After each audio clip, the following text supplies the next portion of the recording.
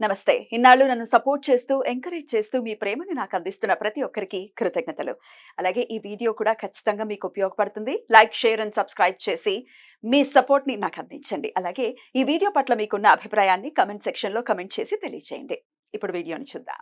నమస్తే. Welcome to our channel. నేను పద్మిని. ప్రస్తుతంతో పాటు ప్రముఖ ఆధ్యాత్మికవేత్త, ప్రముఖ న్యూమరాలజిస్ట్, లక్ష్మీ నరసింహస్వామి ఉపాసకురాలు శ్రీమతి స్రవంతి గారు మనతో పాటు ఉన్నారు. మాట్లాడదాం. అక్క నమస్తే అక్క. నమస్తే పద్మిని. అక్క ముందుగా మీకు తొలి ఏకాదశి శుభాకాంక్షలు అక్క. మీ అందరికీ కూడా. ఏకాదశి అనగానే తనివి తీరలేదే అనే పాట బాగా గుర్తొస్తుంటుంది నాకు.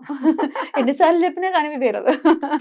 నాకేం గుర్తుకొచ్చింది తెలుసా, మొన్న ఒక ఆవిడ కాల్ చేసి అవునమ్మా మీరు ఏకాదశికి వీడియోలు చేయట్లేదు ఏంటి అని అన్నాను. అనగానే స్వామి కనికరించాలండి, ఈసారి చెయ్యాలి, ఈసారి వచ్చే ఏకాదశికి అని అన్నాను. కానీ తొలి ఏకాదశి అని అసలు గుర్తులేదు. వర్క్ లో ఉంటాం కదా, అసలు గుర్తే లేదు అసలు. కానీ ఈ రోజు నువ్వు అన్నప్పుడు స్వామివారు మంచి ఏకాదశి నాడు మళ్ళీ ఇచ్చారు, అంటే ఆ ఛాన్స్ ఇచ్చారు మళ్ళీ స్వామి గురించి చెప్పడానికి అని చెప్పి. ఖచ్చితంగా ఇది ఆ స్వామి అనుగ్రహమే తొలి ఏకాదశితో మళ్ళీ మొదలవుతోంది. ఏకాదశిలో మాత్రం వదిలేదే లేదు. ప్రతి ఏకాదశికి ఖచ్చితంగా ప్రత్యేకమైన వివరణ ఉంటుంది వీడియోల రూపంలో. దేవసేని ఏకాదశిగా మనందరికీ పరిచయమే. ఏ ఏకాదశి గుర్తున్నా ఉండకపోయినా తొలి ఏకాదశిని మాత్రం అత్యంత వైభవోపేతంగా జరుపుకుంటాము. యావత్ మన రాష్ట్రంలో, ఇరు రాష్ట్రాల్లో కూడా, యావత్ దేశం కూడా మళ్ళీ మాట్లాడితే. మరి ఈ తొలి ఏకాదశిని ఎలా వినియోగించుకోవచ్చు, అలాగే స్విచ్ వర్డ్స్ రూపంలో కూడా, వేదిక్ స్విచ్ వర్డ్స్ రూపంలో కూడా చాలా అద్భుతంగా ఏకాదశిని ఎలా చేసుకోవచ్చో మీరు చెప్పటం పరిపాటియే. మరి ఈ ఏకాదశి గురించి కూడా మీ ద్వారా. విశ్వం విష్ణుర్వ షట్కారు అంటే విశ్వమే విష్ణువు రూపము అని అనుకుంటే గనక మీరు చూస్తే ఉత్తరాయణం స్టార్ట్ అయినప్పుడు చాలా వెలుగుతూ అసలు విపరీతమైన ఎండ, అవునా, 6 నెలలు పాపం చాలా ఎండలో భరించారు. వీళ్ళకి అసలు కూల్ ఇంకా ఉండాలి అని చెప్పి ఆయన యోగ నిద్రలోకి వెళ్ళి మళ్ళీ వర్షాకాలం అని, చలికాలం అని చెప్పి మనకు వస్తుంది అన్నమాట. పండగలు దక్షిణాయనం కదా.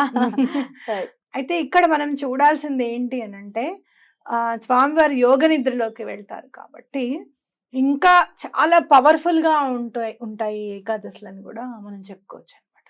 ఎందుకు అని అంటే గనక ఆయన నిద్రలో ఉన్నా కూడా ఎప్పటికప్పుడు మన గురించే ఆలోచిస్తున్నారు అనేది గుర్తుపెట్టుకోవాలి.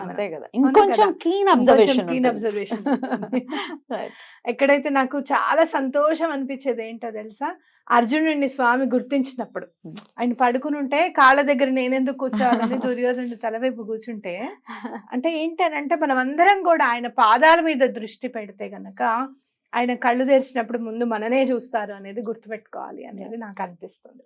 అయితే ఇక్కడ మనకు అందరికీ తెలిసిన విషయమే, తప్పకుండా ఉపవాసం ఉండాలి. అలాగే రాత్రిపూట జాగరణ చేస్తే కూడా మంచిది అని చెప్తారనమాట తొలి ఏకాదశి. శివరాత్రికి. అలాగే మీరు ఏమన్నా అంటే దానం చేయాలన్నా కూడా, అలాగే మీరు ఏదన్నా మంచి పని స్టార్ట్ చేయాలి అని అనుకుంటే కూడా, ఈ స్పిరిచువల్ గా ఎదగాలి అంటే ఆధ్యాత్మికంగా నేను కొంచెం ముందుకెళ్ళాలి అని అనుకుంటే కూడా ఇది చాలా మంచిది అని చెప్పి చెప్పుకోవచ్చు అనమాట. అంటే మనం ఇక్కడ పూజ చాలా ఎక్కువగా చేసుకోవాలా, ఎలా చేసుకోవాలి ఏంటి అని ఆలోచిస్తే గనక మీకు సన్నజాజులు దొరుకుతున్నాయి చక్కగా. కొన్ని సన్నజాజులు తెచ్చుకున్నా కూడా పూర్తిగా విష్ణు సహస్రనామం మొత్తం చక్కగా పువ్వులు స్వామికి సమర్పించుకుంటూ చదువుకోవచ్చు. ఎవరైనా విష్ణు సహస్రనామం చదవడం నేర్చుకోవాలి అనుకున్న వాళ్ళు కానివ్వండి, చదవాలి అని అనుకున్న వాళ్ళు కానివ్వండి, తొలేకాదశి నాడు కనుక స్టార్ట్ చేస్తే చాలా మంచిది అని చెప్పుకోవచ్చు అనమాట.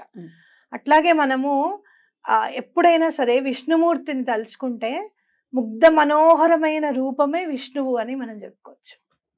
అంటే ఎప్పుడైతే నీ మనసు అందంగా ఉంటుందో, ఎవరిని నువ్వు కించపరచకుండా, ఎవరిని నువ్వు విమర్శించకుండా, విమర్శ ఎప్పుడు కూడా ఆలోచించే విధంగా సద్విమర్శ అయితే మార్చుకునే అలా కాకుండా పోకింగ్ గా గుచ్చినట్టుగా మాట్లాడడం చేయడం ఇవన్నీ లేకుండా వీళ్ళు అపర శంకరులా భావించేసుకుని మూఢమతి అని తిట్టేద్దాము అని అనుకునే వాళ్ళు ఉంటారు. కాబట్టి అలా ఉండకుండా మంచి మనసు అనేది ఉంటే గనక, ఆ ముగ్ధ మనోహరమైన రూపమే నీ మనసులో ఉంటే గనక ఆ విష్ణువు తప్పకుండా నిన్ను అనుగ్రహిస్తాడు అనేది గుర్తుపెట్టుకోవాలి. మీరు చాలా ప్లెజెంట్ గా ఉంటారండి, మీకు అసలు చాలా ఓర్పండి అని ఎవరైనా నాకు చెప్తున్నప్పుడు ఒక్కొక్కసారి ఎందుకండి అని అంటే, లేదు లేదు ఇంతసేపు కూర్చుంటారు, అలానే కూర్చుంటారు అని అనుకుంటే, అలాంటి ఓర్పు ఇచ్చినందుకు స్వామి నాకు చాలా సంతోషంగా ఉంది. నన్ను ఇట్లా అనుగ్రహించావు నువ్వని వెంటనే దండం పెట్టుకుంటా నేను. హ్మ్.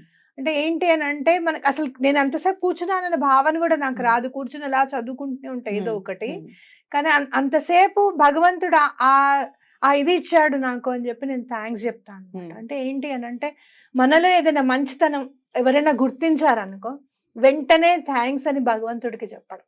ఎందుకంటే అలా మనల్ని భగవంతుడు తీర్చిదిద్దాడు అనేది మనం గుర్తుపెట్టుకోవాలనమాట. అద్భుతం. సో, ఇట్లా మీకు చూసుకుంటే గనక ఆ మనోహరమైన రూపం ఎవరిది మనము అని అనుకుంటే గనక శ్రీరామచంద్రమూర్తిది, శ్రీకృష్ణుడిది అనేది మనం గుర్తుపెట్టుకోవాలి. అయితే ఇక్కడ రామం మనోహరం, మనోహరం రామం. స్విచ్ వర్డా? Switch word. ఓహ్! వావ్! ఇక్కడ. చాలా బాగుంది. మళ్ళీ చెప్పండి ఆ! అక్క. రామం మనోహరం, మనోహరం రామం. అద్భుతం. శ్రీరామచంద్రుడే మనోహరమైన వాడు. మనోహరమైనవన్నీ కూడా శ్రీరామచంద్రుడు. How beautiful. కాబట్టి అలా మరి మనోహరమైనవన్నీ అనంటే మనలో ఉన్న మంచి గుణాలు. రైట్. మనం ఎంత మంచిగా ఉండాలి, అవతల వాళ్ళతో ఎంత ప్లెజెంట్‌గా మాట్లాడాలి, అసలు వాళ్ళు ఏం చేస్తున్నారు, వాళ్ళు ఏం పని చేస్తున్నారు, అది మనం ఎలా నేర్చుకుందాము అనేది మనకెప్పుడు కూడా నిరంతరంగా ఒక విద్యార్థి అనేవాడు మనలో ఉండాలి. ఎప్పుడైతే నిరంతర విద్యార్థి ఎప్పుడైతే ఉన్నాడో, అవతల వాళ్ళని సద్విమర్శ చేయడం అనేది అలవాటవుతుంది. ఓకే.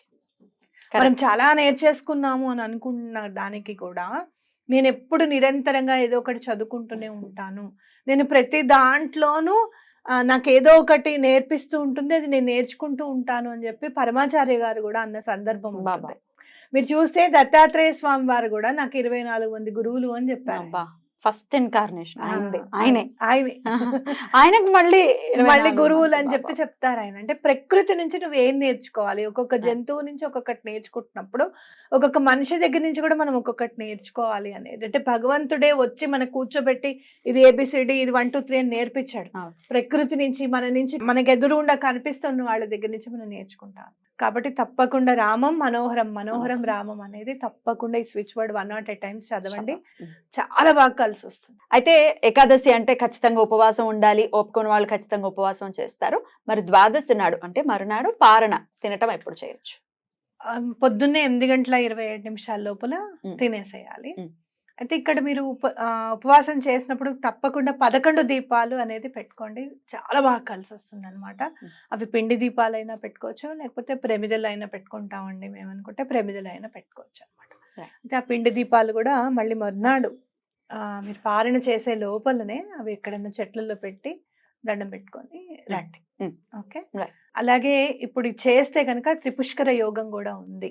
ఆ రోజున. ఆ రోజున కాబట్టి మళ్ళీ మళ్ళీ చేస్తాము. హ్మ్. ఏ మంచి పని చేసినా గూడా మంచి టైంలో ఇలాంటి మంచి టైంలో చేస్తే మళ్ళీ మళ్ళీ చేస్తాం. మళ్ళీ ఏకాదశి చేస్తాం. మళ్ళీ ఏకాదశి చేస్తాం అనేది హ్మ్. గుర్తుపెట్టుకోవాలన్నమాట. దాన ధర్మాలు గూడా ఖచ్చితంగా చేసుకోవచ్చు అయితే. తప్పకుండా. మళ్ళీ మళ్ళీ చేసుకుంటాం. మీరిక్కడ ఈ పిండి దీపాలు గూడా హ్మ్. ఎక్కడైనా ఎళ్లి ఇచ్చే టైం ఉండదనో, లేకపోతే ఆఫీస్‌కెళ్ళిపోవాలని అనుకుంటే గనక, అలా ఏమన్నా ఇంపార్టెంట్ వర్క్స్ ఉన్నాయనుకుంటే గనక మీరిక్కడ పిండి దీపాలు చీమలకే గదా మనం హ్మ్. పెట్టేది. హ్మ్. చీమలు తప్పకుండా ఆశ్రయిస్తాయి కాబట్టి, మనం వాటికిచ్చినట్టే అవుతుంది హ్మ్. కాబట్టి పిండి దీపాలు పెట్టుకుంటే మంచిది.